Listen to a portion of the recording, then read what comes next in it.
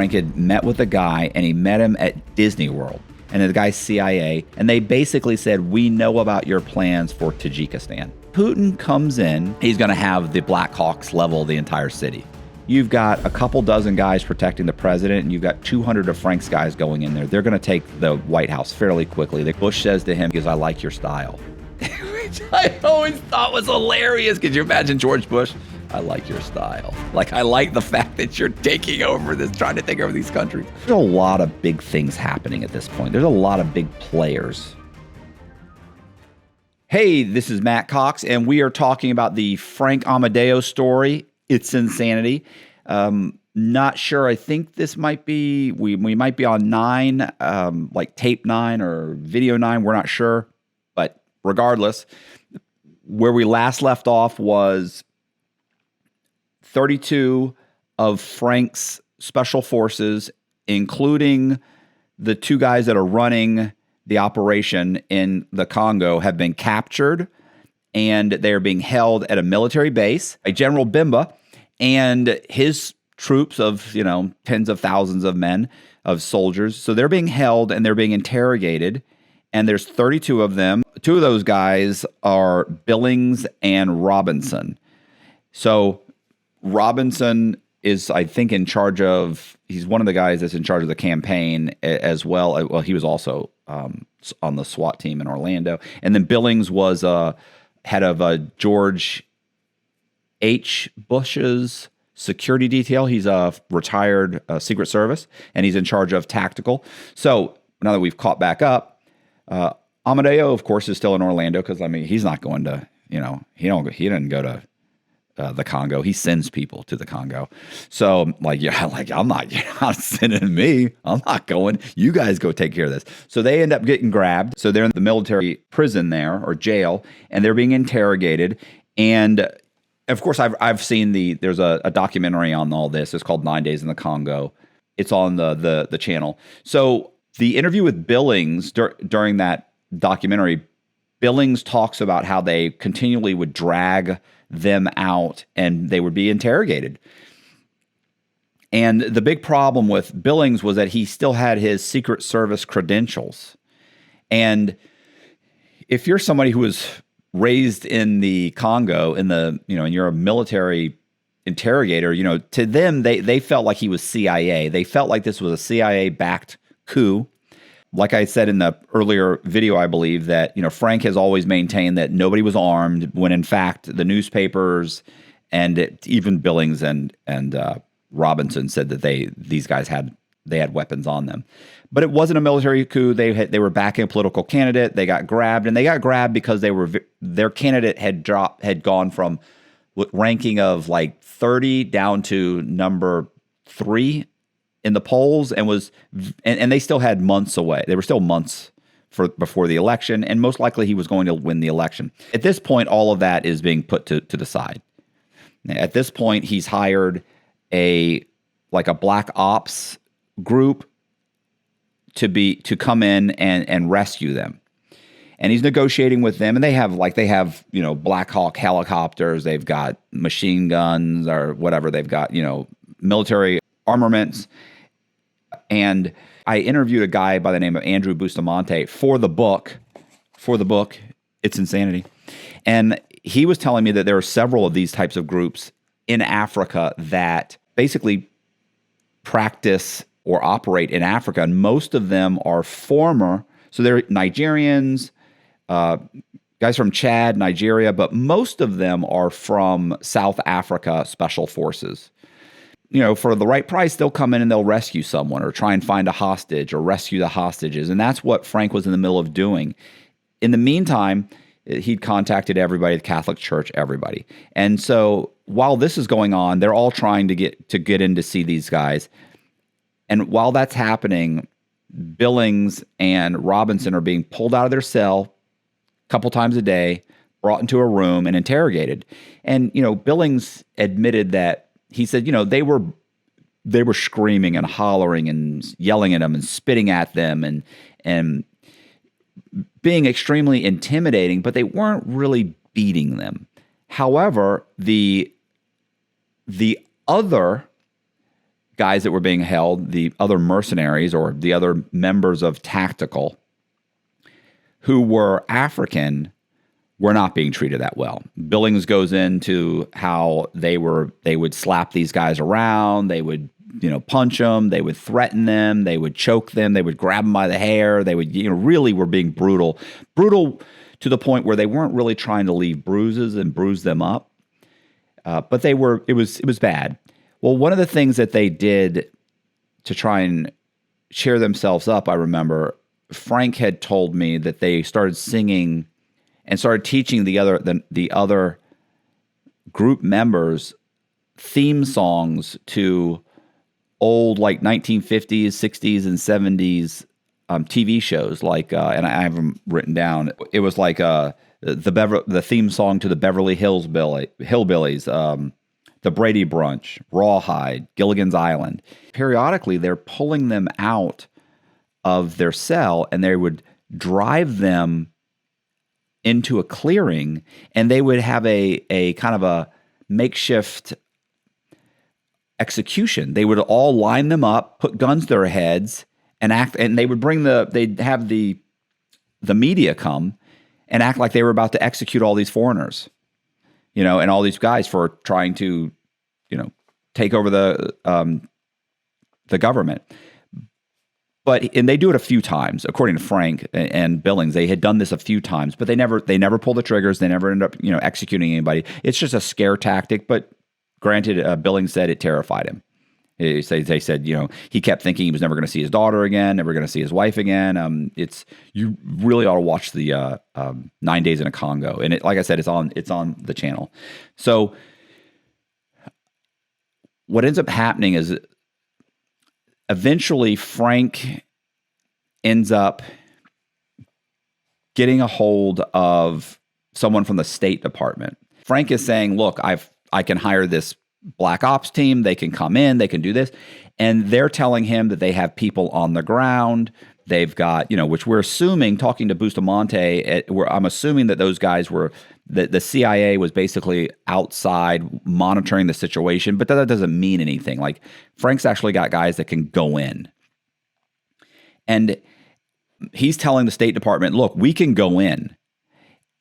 And they're telling him, we're negotiating right now. We're trying to get these guys released. And ultimately, Frank ends up saying, at one point, he starts screaming that if they're not released in something like the next 48 hours, or if they pull them out to go do one more mock execution, he's going to have the Black Hawks level the entire city. I don't think that's possible. But if you knew Frank and how animated he gets and how outrageous he's like, I will have my troops or something. I forget. I remember he told me exactly what he said. It was hilarious. But it's basically like, I will have my troops level the entire city. And, which is ridiculous. But I don't know. I don't know if the Blackhawks have missiles. I don't think they can level a whole city. I'm not sure how much of a city, there really is in the Congo. The point is, they were going to go in and try and grab these guys. And so just about the time this whole thing is unraveling, they end up packing all these guys into, troop transports. They drive them to the airport, they load them onto planes, and they get them out of the area. Frank, of course, is thinking they're going to have to go in because he thinks they may be driving them to the staging area where they would execute them, but they don't. They actually go in the opposite direction towards the airport. And the State Department is telling him at the same time, we've worked something out, we've got it, we're getting them released. And they do. They end up getting released, which is great. Let's jump back to me being in prison writing the book. As I'm interviewing Frank and I'm writing the book, I only say this because I always thought this was hilarious.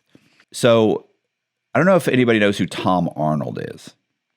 Tom Arnold was married to Roseanne Barr. He was a comedian. He was in the movie True Lies with Arnold Schwarzenegger. He's kind of like his co-defendant. What am I saying, bro? He's like the co-actor or whatever, secondary actor. He's like his, what do you call that? His co-star. Co-star. Thank you. His co-star. Tom Arnold was Arnold Schwarzenegger's co-star. Tom Arnold is notorious for being bipolar. He's always saying things he shouldn't say. He's always getting in trouble. Well, he was a comedian at this time. And I had a friend of mine named Danny Donovan.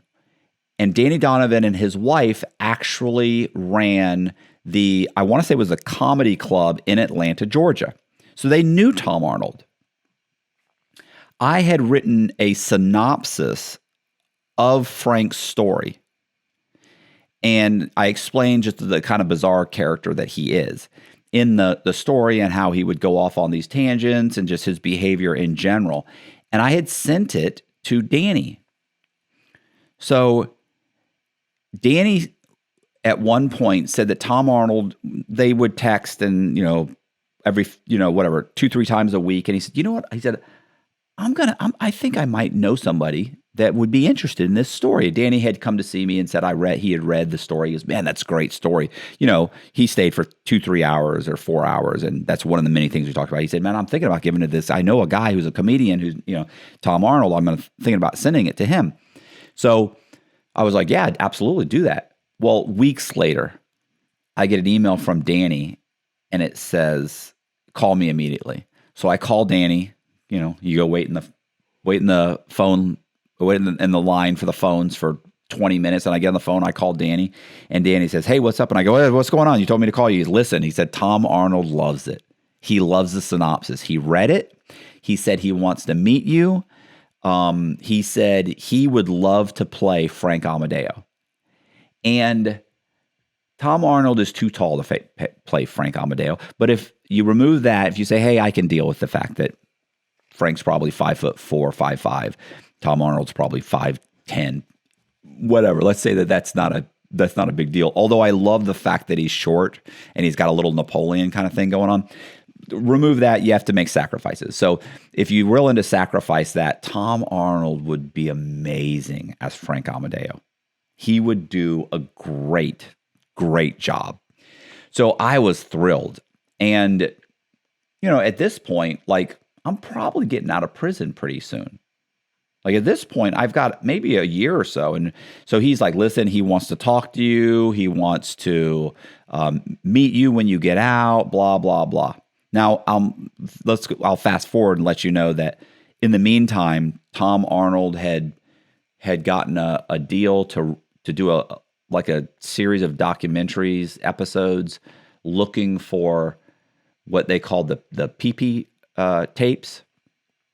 I don't know if you've ever heard this. Supposedly, this was being pushed by the liberal media that there were tapes out there of Donald Trump urinating on women, right? So this is something that it's one of those things that somebody says and then the media takes off with it. Next thing you know, people think it's true, and it as far as Tom Arnold's concerned, he thought it was true, but he's extremely liberal, and he wants to believe that. And he actually got a deal to do a whole series of documentaries trying to find them. He ends up getting into an altercation with the director and gets into a fist fight with the guy and punches him out, and they drop the whole thing. And he basically gets blackballed. I remember I read an article talking about how he was refinancing his house for getting a third mortgage on his $5 million house in LA. And he was broke and desperate and probably going to claim bankruptcy. And he was going under and his career wasn't going well. And then after that, he started sending out crazy tweets. And by the time I got out of prison, I don't know what was going on with that guy. I don't think I didn't even, we never even pursued it. And he had stopped talking to Danny too. He just kind of became like a hermit and couldn't get anything off the ground. And I don't know, maybe he's doing great now. I should probably make that call.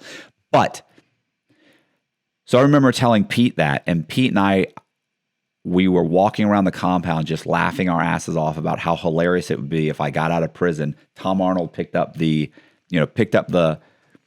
synopsis, turned it into some kind of a screenplay or a series, and ended up being Frank Amodeo. And he would be perfect because all he really had to do was play himself, which is all Tom Arnold, I think, really does anyway. So back to the Congo. So what happens is they end up flying these guys out. They take Billings and Robinson and they fly them to Germany where they're checked out on some military base. And then they're flown back to the States in Frank's jet, right? Like there's footage of them landing.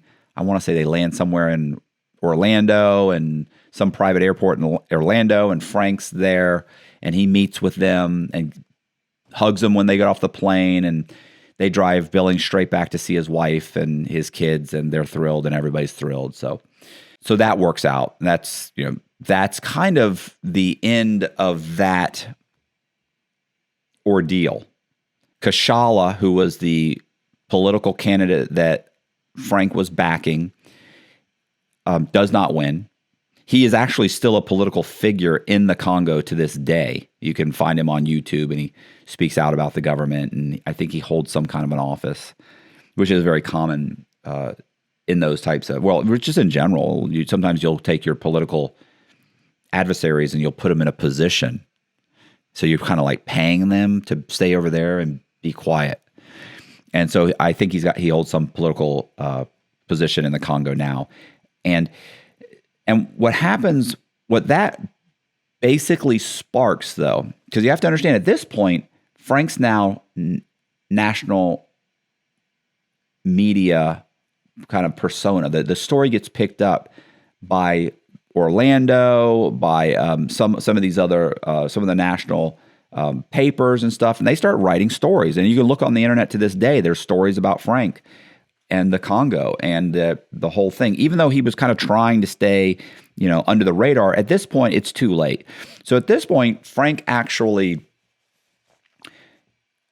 kind of comes out from behind out of the shadows, from behind the curtain, kind of like if you've ever seen The Wizard of Oz, like the great wizard, he steps out from behind the curtain. So he kind of comes out and he starts doing interviews.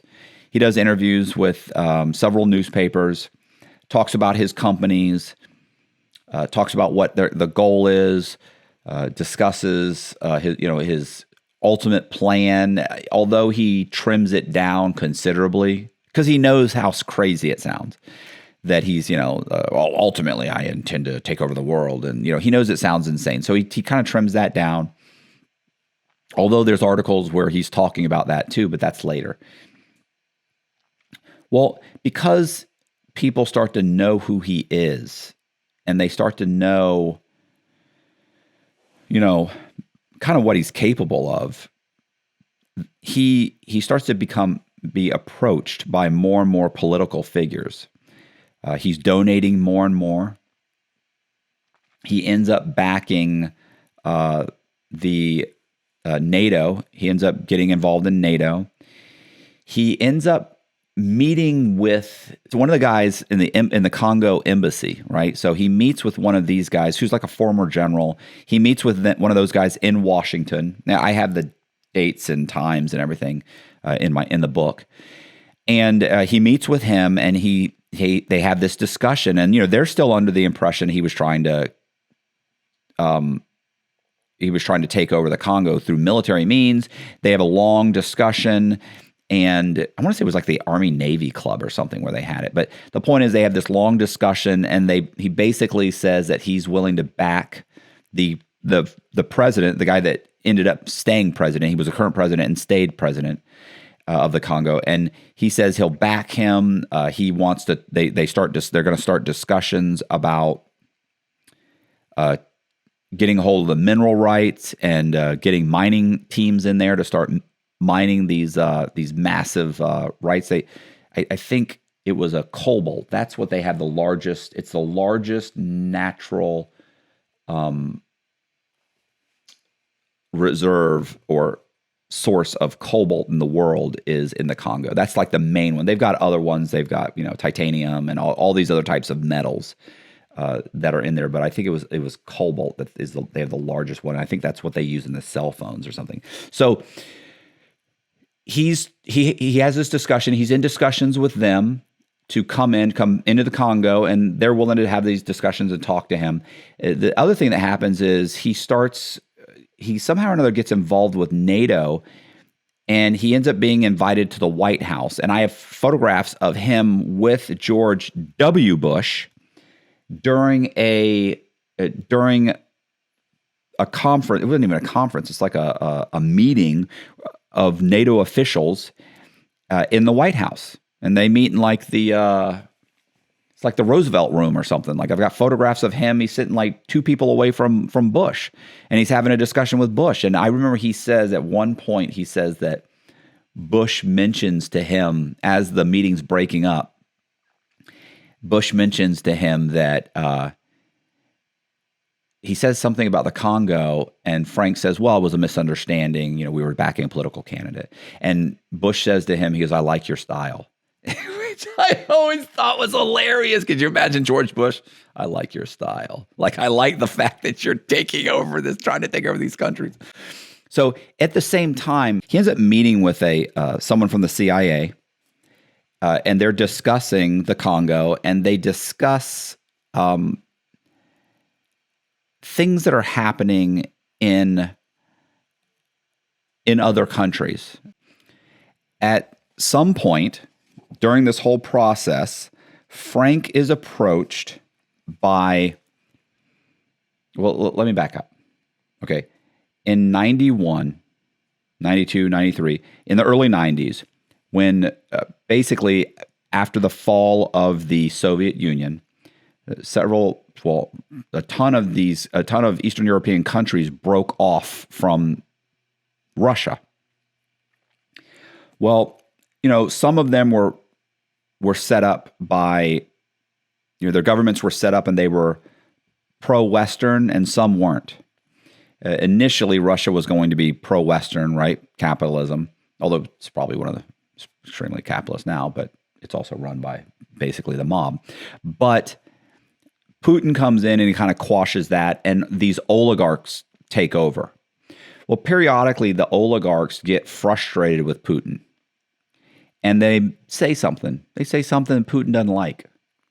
And what happens is Putin will come in, he'll fabricate some kind of a case against them, something the United States would never do. Wait till we get to that one. Anyway, so he comes in, his guys fabricate a case, and they say, hey, you know what? These guys aren't paying taxes. Like, you know, what kind of a case do you fabricate against a guy who's a CEO of a billion-dollar company? Like, it's hard to say that he's bringing in drugs or something, right? You have to come up with something like tax fraud. So they go in and they audit the books, and they say they accuse him of tax fraud, and then they charge him with tax fraud, and then they arrest him, or they try and throw him in jail. And of course, really it's just because the guy has an issue with Putin, or he said something Putin didn't like, or, you know, maybe he's trying to work too closely with the allies. And they're building a pipeline. And Putin comes in and says the guy, I believe he says he hits him for tax evasion. The guy flees the country, and Putin seizes some of his pipelines, his natural gas pipelines, and his companies. But they end up putting together this kind of consortium of guys that aren't necessarily in Russia. These are oligarchs that are in other countries. One of the things that they want to do is they want to build a pipeline that it doesn't run through Russia. It actually would run through several of these countries that had broken off. One of them is Tajikistan. So Frank is actually it's not a bar, whatever. He's in like a hotel at a meeting or something. And I forget exactly how this happens, but he ends up getting approached by someone who works for this consortium. And he approaches him and he talks to him a little bit. And it's actually a little convoluted how it ends up happening, because this guy kind of hands Frank off to somebody else.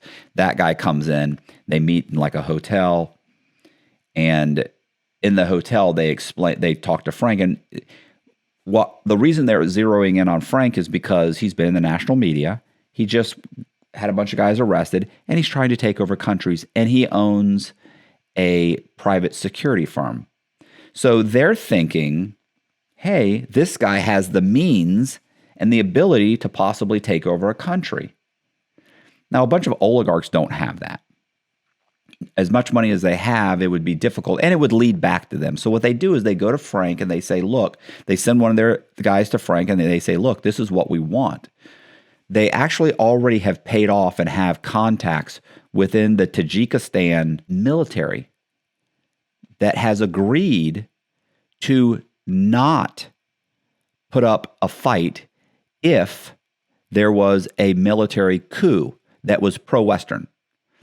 So they're saying, look, you go in, if you were to send a force in, you could go in, all you have to do is take it's basically like taking the White House. You send in a couple hundred guys to go onto the White House, fight it out with the president of Tajikistan's security forces, take over the White House, get a hold of the president, announce that you've seized control, and we'll back you.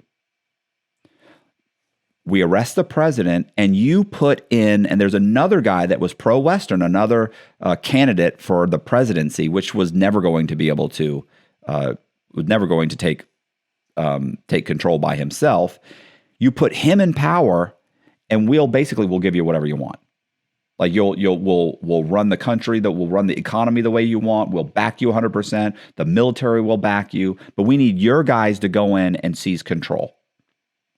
But we won't put up a fight. Now they're going to make it look like they're kind of putting up a fight, a little bit of a fight, maybe. But in the end, you've got a couple dozen guys protecting the president, and you've got 200 of Frank's guys going in there. They're going to take the White House fairly quickly. They're going to get a hold of the president. They're going to end up declaring that they've seized control of the country, and the military is has already agreed not to stop them. So this is supposedly the agreement they come up with. What's interesting about that is that Frank has ended up coming up with a similar type of situation with a group in the Congo. And I remember he had told me that he went to one of the countries. So here's the fear of doing something like that in Africa, that your neighbors see this unrest and they see you taking control of an African country or a country in general, and that gives them the opportunity to invade your country. Like they know it's unstable. They know that you're not necessarily really in control, that it's in upheaval, and they say, oh my gosh, let's go in. And then they go in, they've got their shit together, they take over. So in this instance, I remember Frank had met with a guy, and he met him at Disney World. What's so funny about that is I thought this guy is office rocker when he's telling me this. But when I talked to Andrew Bustamante, and I said, this is what he told me. I said, how crazy is this? And I explained this to Andrew. Andrew says it's actually perfect. Because I was thinking, why would you meet in a public place?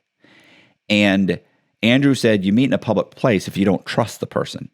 Because that way you know you're safe. You know that they're being screened coming in. They don't have a weapon. You don't have a weapon. You have the ability to kind of control the environment, and they won't do anything in that type of environment because Disney has tons of security. And in my mind, I remember hearing It's a Small World playing in the background as they're talking about world domination. No, as they're talking about taking over the Congo. And he ends up talking to one of the neighbor countries, and he has a discussion with a general or a former general who gives Frank the green light to seize control of the Congo should it come to that. So there's a lot of big things happening at this point. There's a lot of big players in this whole new world that Frank has dipped into as a result of a failed coup, political coup in the Congo. I mean, it was a failure, and yet people are coming out of the woodwork to talk to him and work with him, even though it was a failure, which is strange. But once again, Bustamante was like, yeah, but now you know somebody that this is a guy who's along the same thought process as your organization and has the means to do it. So he said, I can see that happening, and I can see meeting in a public place like that. Well, that ends up happening, and when that happens, at the same time, while this is going on, Frank starts putting a lot of money into NATO and starts getting contacts in NATO. He ends up hiring, what was the name? This was a woman who was, I want to say, she was an advisor to Bill Clinton, and she and her company she'd gone out and she'd started a consulting firm or a lobbyist firm, and Frank hired her as a lobbyist. So Frank ends up putting up several $1,000,000, whatever, $5-10 million of the government's money to back a NATO summit in Latvia, Riga. Now, there's probably 20 or 30 large contributors that put up money to back these types of things. And Frank ends up, I want to say it's Acme, the name of Acme or whatever. The point is it's basically Mirabilis. So I'm kind of consolidating all these different companies under Mirabilis. So Mirabilis ends up putting up this money. And it's funny too, because when you can look at if you go and look at the Latvia Riga summit, NATO summit, you can actually see the logo for it's actually like you've got like 30 logos. His logo is up there. Anyway, Frank ends up going to Latvia and has multiple discussions with NATO members. And it comes up numerous times about what Frank's plans are for NATO. While he's in NATO, I'm going to get to that in the next tape, but while he's there, though, now keep in mind, Frank feels like all of these things that are happening are very covert. Nobody knows about it. Nobody knows what's happening.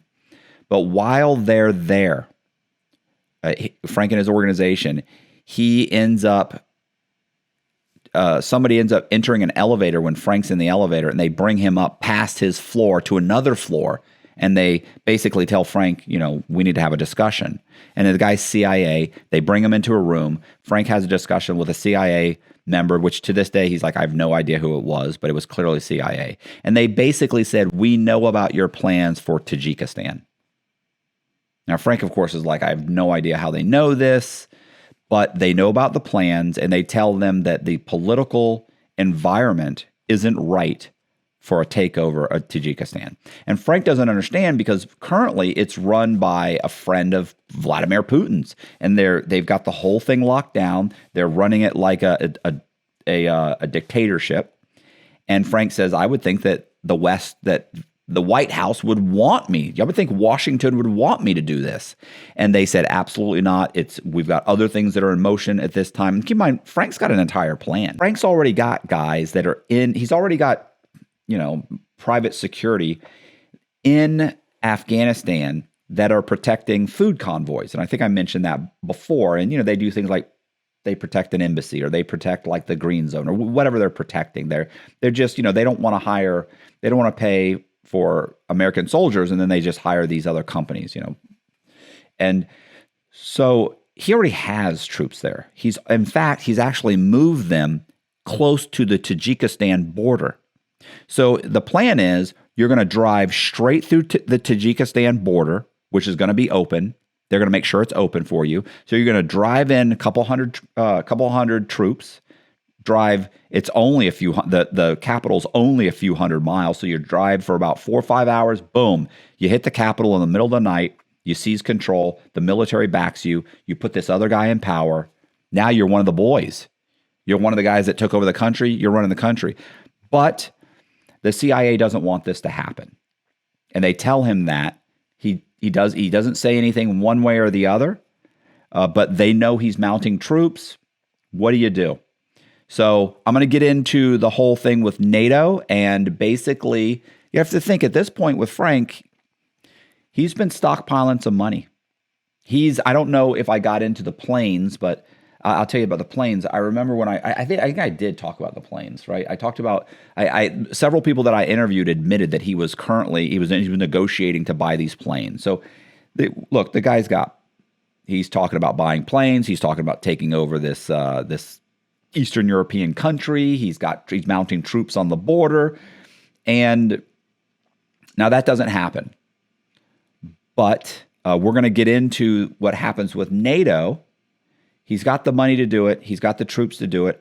Doesn't happen. He ends up going to NATO and speaking at the NATO summit, and I'm going to get into that and how that goes wrong for Frank and leads to his ultimate demise. Thank you very much. I appreciate you guys watching. Please do me a favor, consider joining my Patreon. Please check out the other videos on this subject or any of the videos on the channel. Please consider buying the book.